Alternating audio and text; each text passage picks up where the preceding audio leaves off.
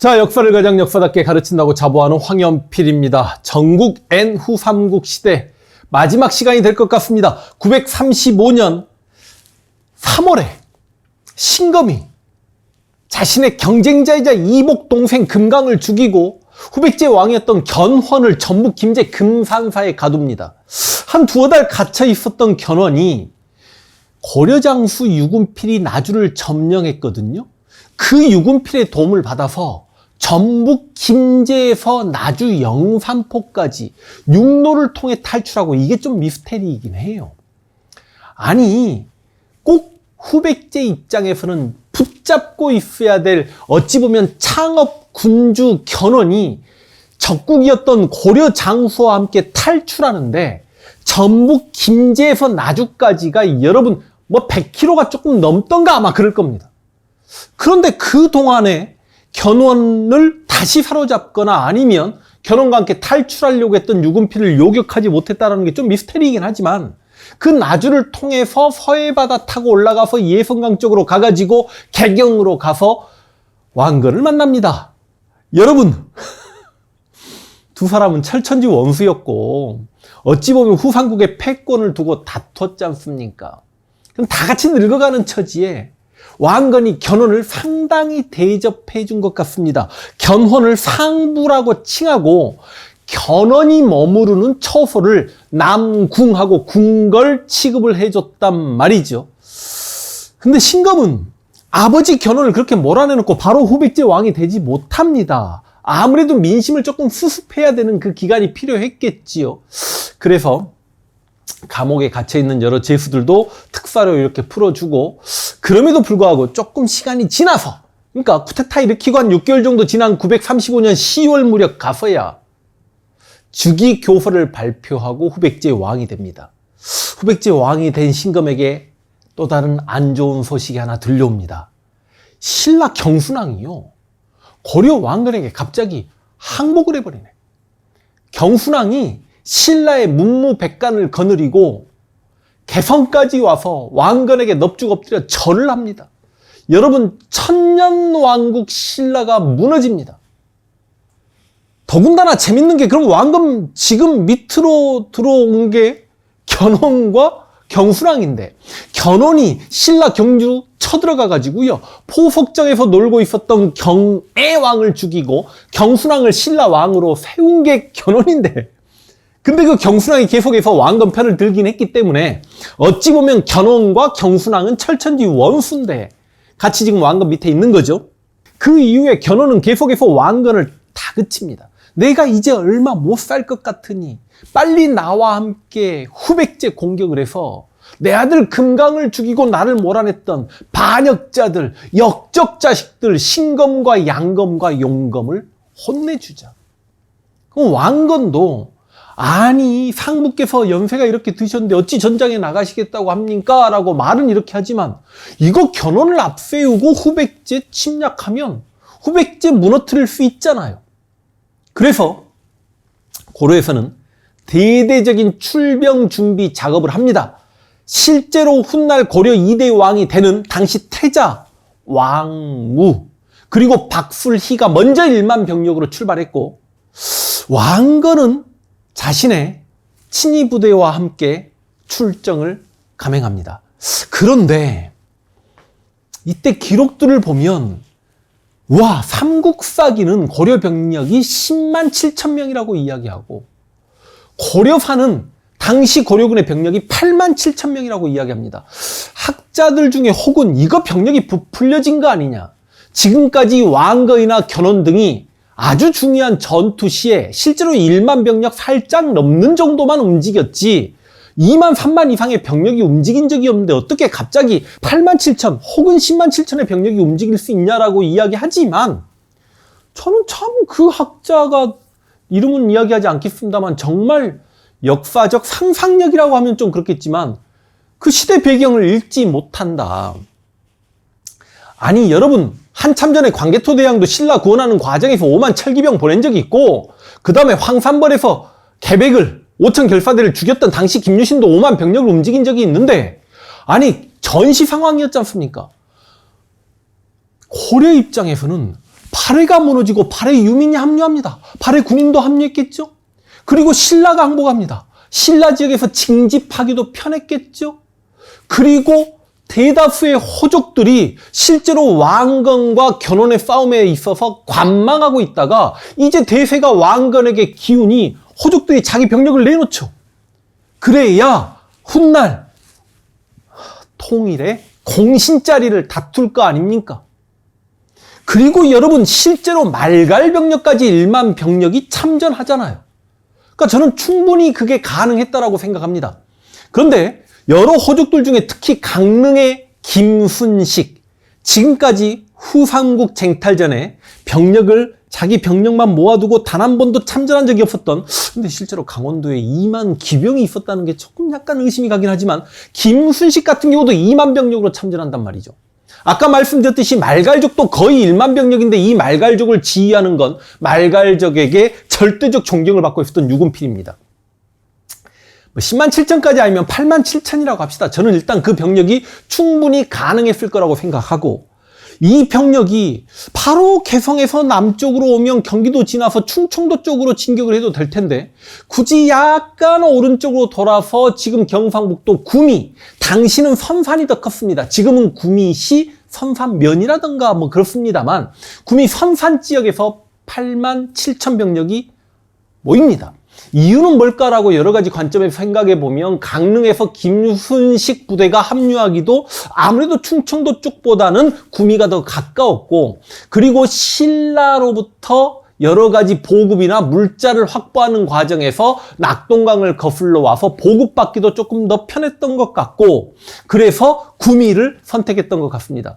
근데 우리가 고려가 저렇게 많은 대병력을 이끌고 침략을 하면 당시 열세였다라고 보여지는 후백제 입장에서는 나름의 수성전을 전개하면 되지, 왜 후백제 신검 역시 백제의 모든 병력을 동원해서 그 1, 2천 지금의 구미에서 대회전, 이 대회전이라고 이야기하면 나라의 운명을, 우리 뭐 고구려 주필산 전투, 고구려 계마무사 15만과 당나라 병력이 싸웠다가 우리 계마무사가 대패했던 통주전투. 여러분, 통주전투는 고려 강조가 연하 침략에 맞서서 30만 병력을 동원했으나 패했잖아요. 아, 생각해보니까 강조에 30만 병력도 있었네. 왜 고려가 8만 7천이 안 됐다라고 생각하십니까? 그리고 아무래도 후방에 있는 병력까지 다 끌고 왔을 수 있죠. 그런데 당시 후백제도 병력이 상당했을 거라고 생각합니다. 신검이 왜 수성전을 전개하지 않고 전병력을 몰고 나갔냐? 여러분, 신검도 알았겠죠. 자신의 아버지 견훤이 어찌 보면 왕건, 고려의 앞제비가 돼서 출정을 했다는 거 알았겠죠. 그 대병력이 후백제 성 하나하나 항복을 권유하고, 그 앞에서 특히 견훤이 항복을 권유해버리면 성이 차츰차츰 무너질 수 있으니 열세인 걸 알면서도 한 번의 대회전에 운명을 맡겼을 거라고 생각을 합니다. 그래서 왕건, 견훤, 고려 태자 왕무, 박수리, 유군필, 김순식 총 출동했던 고려와 신검은 양검, 용검, 능환 등과 함께 맞섭니다. 그런데 병력이 많다 보니까 고려나 후백제나 중구는, 아니 당연히 중구는 그 나라 왕이 있어야 되는 거 아닙니까? 고려 중구는 왕건이 있고 후백제 중구는 신검이 있는데, 고려 좌군의 선봉장이 유군필과 함께 있었던 견훤이었단 말이죠. 그러면 고려 자군이 후백제 우군과 맞서는 거 아닙니까? 후백제 우군은 고려 자군의 선봉장이 견훤임을 알고 당시 후백제 우군의 총사령관이었던 효봉을 비롯한 그 유명한 애술 같은 장군조차도 싸울 엄두를 내지 못하고 항복을 해버립니다. 그러다 보니까 후백제 입장에서는 우군이 그대로 무너졌죠. 그러다 보니까 고려가 정군을 몰아서 우군 쪽을 향해서 중군을 쳐버리니, 그리고 살짝 공격하고 고려는 빠져나간 것 같습니다. 실제로 후백제 병력끼리, 아니 우리 창업군주 견훤이 저기 계신데 우리가 어떻게 견훤 황제에게 칼을 들이댈 수 있냐, 항복하자라고 했던 후백제 병력 측과, 아니다, 후백제 국가를 위해서 저 견훤 고려편을 들고 있는 저 고려 병력과 싸워야 된다라고 했던 후백제 병력의 내분이 있었던 것 같습니다. 지리멸렬해버린 거죠. 이게 1, 2천 전투입니다. 우리 역사상 뭐 분열기가 삼국시대도 있었고 후삼국시대도 있습니다만 통일을 결정하는 과정에서 두 나라가 거의 자국의 모든 병력을 동원해서 일생일대 결전, 대회전, 이거는 실제로 1, 2천 전투 말고는 좀 찾아보기 힘듭니다. 이때 후백제 병력도 약 7만 정도 되지 않았을까 하고 우리가 추정을 하는 거죠. 여러분, 신검, 양검, 용검 대패합니다. 실제로 이때 사망자만 5천여 명이 나왔고 후백제 병력 중에 포로만 3천여 명이 나왔으니까 대패죠. 그래서 나머지 병력의 전주 쪽으로 회군을 하는데 회군하는 중에 또 후백제 병력 2만이 이탈납니다. 사기 떨어졌습니다. 분위기상 도저히 고려군에게 역전하기 힘들죠. 그래서 추풍령을 넘어서 전주로 거의 돌아옵니다만 고려군이 추격의 고비를 늦추겠습니까? 예전에 개백이 김유신에게 패했던 그 황산벌까지 고려 8만 이상의 병력이 추격해오니 신검, 양검, 용검은 항복을 결정합니다. 이 936년 9월 1, 2천 전투, 다른 이름으로 선산 전투를 마지막으로 후삼국 분열기 36년이 끝나고 고려가 후삼국을 통일합니다. 민족의 재통일이라고 이야기할 수 있지요. 여러분, 실제로 견훤을 몰아내고 반역을 일으켰던 능화를 비롯한 후백제 장수들을요 처형합니다. 그리고 신검의 동생이었던 양검과 용검은 유배 보냈다가 죽입니다. 신검은 바로 죽이진 않죠. 왜냐하면 고려 입장에서도 후백제 왕이었던 신검을 죽이면 후백제인들의 민심을 얻기 어려운 측면이 있었기 때문에 신검을 살려주고 신검에게 관직까지 주었다는 기록이 있습니다만 신검은 그 직후에 죽었을 걸로 추정을 합니다. 아마 죽였겠죠. 왕건 입장에서 안 죽일 수는 없었겠죠. 자, 이래서 후삼국이 통일됩니다. 여러분, 역사는 승자의 기록이기 때문에 왜 왕건에 의해 후삼국이 통일되었냐?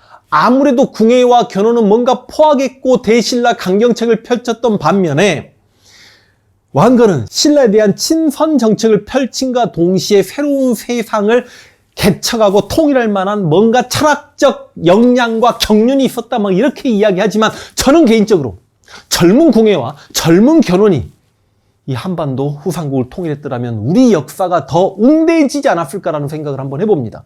견훤이나 궁예나 밑바닥부터 출발했던 자수성가의 대명사 같은 인물들이고, 그리고 굉장히 진취적이었고, 특히 궁예 같은 경우는 중국 대륙을 도모하겠다는 표현까지 분명히 했던 인물인데, 문제는 어찌 보면 이 한반도 내의 기득권 오브 기득권이었던 왕건, 호족 세력이었으니까 엄청난 호족 집안의 왕건, 그러다 보니까 그 기득권을 껴안고 자신이 신라 나라에서 잘 나갔으니까 어찌 보면 신라를 껴안은 거죠. 왕건 말고 궁예와 견훤 입장에서는 신라를 보면 분노감이, 특히 궁예 입장에서는 신라 왕족이었는데 쫓겨나가지고 최하층 천민생활을 했으니 얼마나 신라가 미웠겠습니까? 그래서 궁예는 부석사에 가서 신라 왕들의 초상을 다 찢어버렸고 신라를 멸도라고 불렀고, 신라 사람들이 만약에 당시 후고구려 혹은 마진 태봉을 건너면 다 죽여버리는 신라에 대한 강경책을 폈었던 거죠. 견훤 입장에서도 이렇게 후삼국 분열기를 만들어 놓고 왕이 포석제에서 쳐놀고 있으니 얼마나 미웠으면 죽었겠습니까? 그러니까 역사는 승자의 기록에서 해석합니다만, 제가 왜 견훤이나 궁예가 통일했으면 더 좋았을까라는 생각을 해보냐면, 우리 다 알지 않습니까? 몽골 부족을 통일했던 태무친이 유라시아 대륙을 차지했고, 여진족을 통일했던 누르하치가 중국 대륙을 차지하고 청나라 대제국의 기틀을 만든 걸 우리가 알고 있잖아요. 우리는 후삼국 분열기에 굉장히 많은 전투를 통해서 당시 우리 고려 군사력 상당히 강성했을 거라고 생각합니다. 그럼 당시 북쪽에는 250년간 유지되고 있었던 발해가 무너졌고 거란의 지배력이 완전히 미치지 못하는 상황이면 충분히 북진이 가능한데, 실제로 고려의 외교 정책이 북진이었지만 고려가 북진을 했냔 말이죠. 신라가 대동강에서 원산만까지 통일했다, 한계점이 있지만 고려 초기의 왕건이 청천강에서 영만까지 영토를 올렸다라고 하지만, 그거는 궁예가 왕건에게 명해서 옛 고구려 수도 평양을 취하라 그러면서 살짝 영토가 올라간 측면이 있었고, 발해가 무너지면서 발해 유민들이 내려오면서 자발적으로 영토가 살짝 늘어간 측면이 있었지만, 왕건은 후삼국을 통일하고 그 강력한 군사력으로 단 한 번도 북쪽으로 올라간 적이 없습니다. 실제로 12세기 가서 별무반이 만들어지고 동북구성 축조하기 전까지 10세기, 11세기 동안에 단 한 번도 청천강을 고려 병력이 넘어서지 못했다고요. 이거는 쪽팔린 거죠.